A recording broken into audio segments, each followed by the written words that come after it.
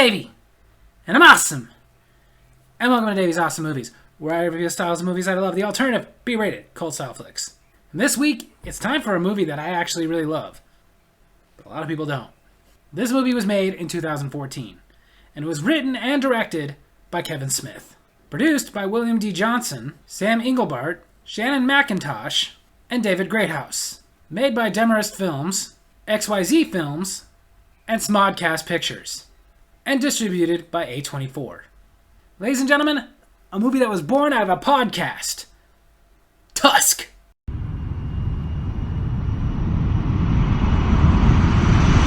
This movie opens saying that it was based on true events. Sort of. We've had serial killers who've mutilated people, but as far as I know, that's where it stops being a true event. Then we first hear the laughing and then see the laughing of a couple of podcasters watching a viral video. The viral video is about a guy called the Kill Bill Kid.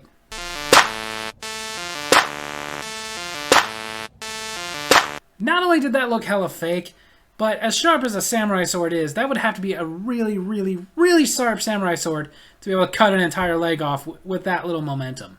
One of the podcasters, Wallace, played by Justin Long, is talking about that he's about to go up to Canada to interview this kid called the Kill Bill Kid. Did he keep the leg? I gotta say though, man, I've watched this video enough. I'm starting to feel bad for the kid. The other podcaster is Teddy, played by Haley Joel Osment. Their podcast? The Nazi Party. Spelled like that. And yes, in case you're wondering, it pisses me off that I didn't think of that first. Wallace arrives in Manitoba and meets a very interesting border agent. You may be red, white, and blue, but in Canada, you're red, white, but never blue, eh? Played by Epic Mealtime's Harley Morenstein, who has become friends with Kevin Smith. After his epic encounter with the weird border agent, it's time for Wallace to go interview the Kill Bill Kid. Only problem is, when he gets to his house, he finds out that the Kill Bill Kid has committed suicide. They're having a funeral for him.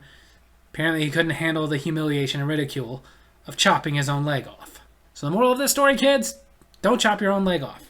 So now, Wallace, discouraged, trying to figure out some way to salvage his trip, goes to a bar, goes to the bathroom, and in the bathroom on a bulletin board sees a note. Why there would be a bulletin board on the bathroom right above the urinal? Is that a Canadian thing? Hello, I'm an old man who has enjoyed a long and storied life at sea. So now that Wallace has seen this note of an old man offering free room and board and plenty of old sailor stories to any man who is willing to come and do some chores for him since he's in a wheelchair, Wallace looks at this as the opportunity to salvage his trip and get an interview with somebody. Wallace calls the number on the note at a convenience store and then asks the clerks where the town of Bifrost is. Yeah, it's about 2 hours from here. I hate American guys. The sorry clerk girls behind the counter are played by Harley Quinn Smith and Lily Rose Depp, the daughters of writer-director Kevin Smith and Johnny Depp.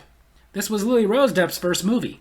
So Wallace gets a big drink and drives all the way to Bifrost to meet Mr. Howard Howe. Could I interest you in some tea? Played by legendary actor Michael Parks. Rest in peace. But I gotta say, if I did drive all the way out to the middle of nowhere in the middle of the night and came upon a creepy mansion like this, which let's just say I wouldn't do that, but if I did, I'd pass on the tea. Can I just tell you something? And this is gonna sound really weird, but I've never had tea like this. And you never will again. Howard Howe goes into his stories. Well, I became acquainted with a walrus when I was lost at sea. Howard Howe goes into a story about when he was a sailor on a ship that was apparently looking for Jaws. They needed a bigger boat because it hit an iceberg and sank. Everyone on the boat died except for Mr. Howe, who ended up getting saved and pulled up onto a small island by a walrus. A walrus saved your life? He just said that. It was as gentle as a milking cow, and it took me into its blubbery body to keep me warm. And then he talks about how for 6 months he lived on that little island with this walrus that he befriended and named Mr. Tusk. I have never known such a fulfilling friendship with anyone. Gotta say, I'm starting to wonder if this was more than just a friendship. I mean, can't say for sure, I'm just saying. Something smells fishy. At this point in the stories, Wallace faints. Shock. There. It'll be all right. I don't think he will. While he's passed out, we're flashing back to the day before when Wallace was having a fight with his girlfriend Allie, who just is tired and upset with this new Wallace. She misses the old Wallace that she fell in love with. I'm sorry, but I kind of prefer the new Wallace. New Wallace made $100,000 in ads alone last year. As far as I'm concerned, the new Davy and the old Davy were both awesome. When Wallace wakes up, Howard Howe tells him that he was bit by a spider. Yes, a brown recluse. And Wallace is buying it. Howe tells him how his leg was ridiculously swollen because of the spider bite, and the poison was traveling up to his heart. So the doctor that he had called over to the house had to act fast in order to save Wallace's life. Oh my God! There's no leg there. Wallace is now a little suspicious about Howard's story. Why am I still here? Why am I in the hospital? Howard tells him the reason that he's still there is because the doctor suggested that he stay at that house instead of going into a hospital because hospitals carry diseases. It doesn't make any sense. No, it doesn't, but you know what makes perfect sense? Not going to a creepy house in the middle of the night and drinking the tea. Wallace asks for a phone. Of course. Dr. Mousse removed all the phones from the house. He didn't want you disturbed. You are so screwed. Of course, Wallace doesn't believe a word of this. And at dinner, he is screaming to be let go. Help! Somebody help! Turns out Howe can walk. Duh! Howard Howe tells Wallace about a walrus suit that he has been making and fashioning that he is going to make Wallace wear and become a walrus. So Wallace cries out for help.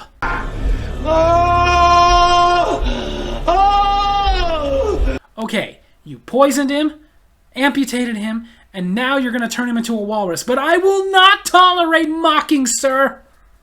Then we flash back to Allie, who is crying and talking about her relationship with Wallace and how she knows that he's cheating, which is why she's cheating with the guy she's talking to. But every time he destroys me, you bring me back. As far as the guy she's cheating with, we'll find out who he is in a minute. To confirm that Wallace was in fact cheating on Allie, we flash back to the last time he was talking to Teddy. These fangirls, they may be pasty and a little chunky, but they're really sexual. Don't know what the point of this was, like we didn't realize that Wallace was scum by now? Wallace is awakened by his phone ringing. He is able to get to it, but by the time he is able to get there, Allie has given up, hung up the phone, and put it on silent for the night. So Wallace leaves a voicemail. I'm in Manitoba. This guy wants to turn me into an animal or something. You'd think if Howard Howe was clever enough to do all this in the first place, he'd break the phone. Allie and her other boyfriend are both angry and fed up with Wallace, so whereas her phone is on silent, he's just ignoring Wallace's call. Oh, and as far as who is her other boyfriend?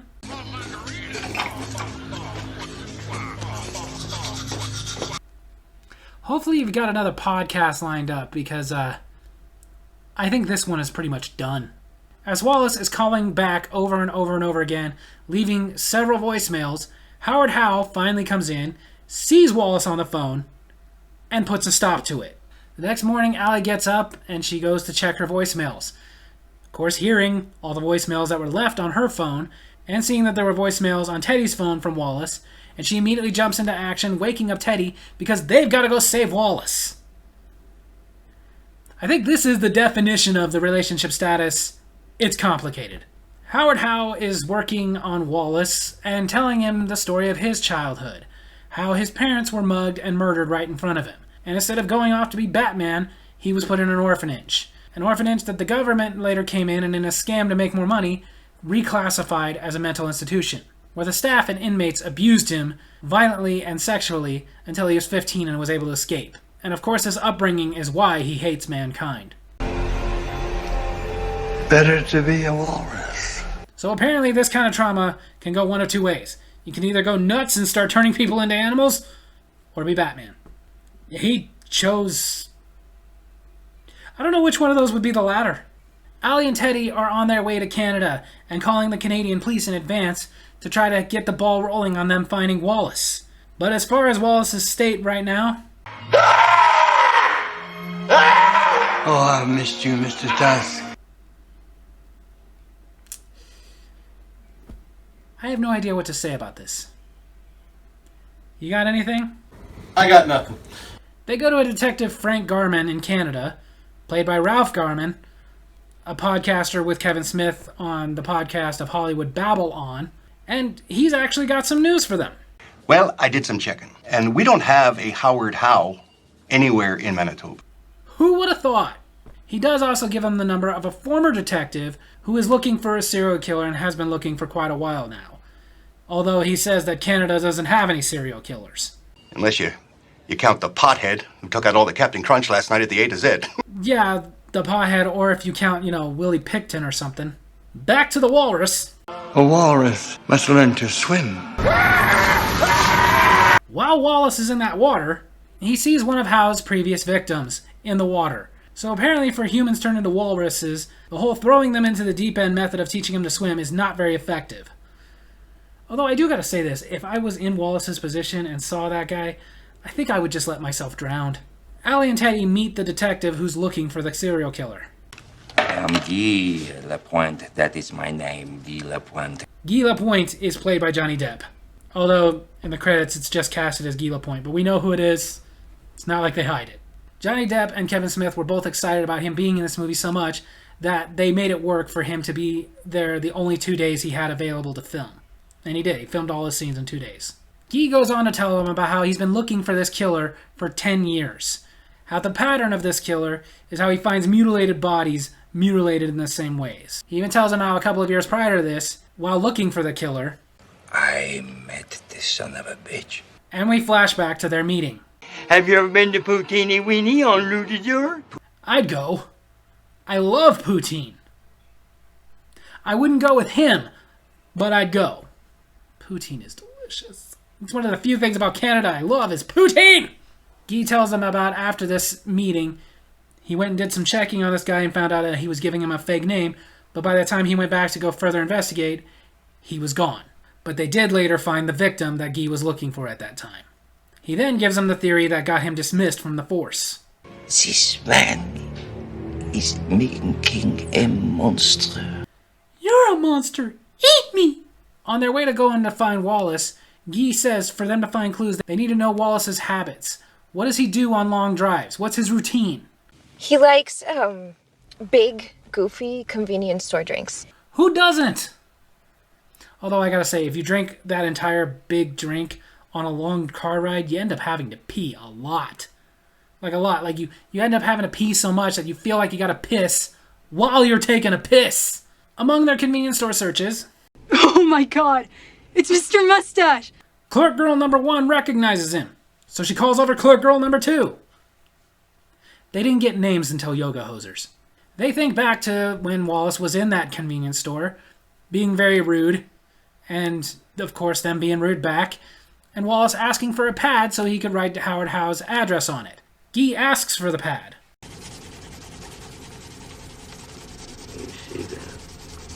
Guy is the guy. Howe is now telling of his greatest regret. How at the end of that 6 months on that little island with Mr. Tusk, he, to survive, killed Mr. Tusk and was eating him. Which is why now he's not only making Wallace into a new Mr. Tusk, but hardening him up because this is going to end with a fight! This time, you just might prevail. Allie, Teddy, and Guy find Howard Howe's place, and just before they go in, Guy has something for them. These are guns. But unless you're the police, those are illegal to have in Canada. So, what's the logic here? How can you actually get guns if they're illegal? I mean, that's just impossible! Now, it's time for the fight! You will fight me, Mr. Walrus, or you will die! Just as Allie and Teddy get into the mansion and are searching everywhere for Wallace, the fight between Wallace and Howe is reaching its climax. And Howard Howe couldn't be happier. You are my Mr. Tusk. And it's at this moment that Allie and Teddy find Wallace. No! Well, look at it this way. You wanted the old Wallace, he wanted the new Wallace. Let's consider this a compromise. At this point, Guy comes in. What do you mean, no? Look at this guy. Put him out of his misery. Kill it! For God's sake, would you want to live like that? Instead of killing him, they fast forward to a year. Wallace has now lost his mind, gone full walrus, and is living in an animal sanctuary. Allie and Teddy are visiting him. I love you, Wallace. Don't ever forget that. And this snaps Wallace out of it for a minute to remind him that he is human. Which I gotta say, I know this is supposed to be tender and nice, but that actually kind of makes Allie a bit of a bitch. Yeah. So there you have it. That's the instant cult classic by Kevin Smith, Tusk. This movie did underperform at the box office, as it had a low budget of $5 million and only did about 1.9. However, it's easily made its money back since being released to DVD. This whole idea came from the podcast that Kevin Smith does with his buddy Scott Mosier, Smodcast, where they were talking about an ad that they had seen where a guy was willing to get free room and board if somebody would dress up like a walrus for him. The ad was obviously a joke, but they started talking about this, and it ended up talking about what it would be like if the guy wanted him to be a full walrus, and they started playing out what a movie it could be, and then at the end of the podcast, told people to go on Twitter and hashtag walrus yes or walrus no if they wanted him to make this into an actual movie. The overwhelming majority was hashtag walrus yes. And had I been on Twitter at the time, I would have been one of those people. Not only that, but this movie has led to a couple of spin-off movies. First, we got Yoga Hosers, starring the two Clerk girls, played by Harley Quinn Smith and Lily Rose Depp, and also featuring Guy Lapointe, who a lot of people said his character was ridiculous and over the top, but that's Johnny Depp. I love the character of Guy Lapointe. And is soon going to lead to another one called Moose Jaws, which is also supposed to have Guy Lapointe, and also supposed to have Harley Morgenstein, who will be in all three movies. Kevin Smith has also kicked around the idea of doing a Tusk 2, where he says the premise would be Wallace is somehow restored into a human, but now has gone crazy and been a villain. I don't know if I would hashtag yes on that one. I mean, if it got made, I'd see it, but I think kind of just leave it alone. This movie, though, does get very mixed reviews. And it turns out you either really love this movie or you really hate this movie. Whereas I'm on the side of really love it, I would say the majority is hate it. It's obviously a niche film made for a very niche audience. You have to be a fan of these kinds of things. Personally, I thought it was extremely original, very entertaining. I will admit a little long, lags on, but ultimately very entertaining. Usually when they do movies with such an over-the-top, ridiculous story like this in horror films, the entire movie is ridiculous and really just is played like, yeah, we just made a movie to make a movie. This was done very seriously, for as ridiculous as it was. It's also impressive to me that this movie was shot in 15 days. 2 of those days being the days that Johnny Depp signed on. And since then, Johnny Depp and Kevin Smith have actually developed a friendship, which restored Kevin Smith's faith in A-list celebrities, considering it's well documented that he had a very bad experience on Cop Out working with Bruce Willis.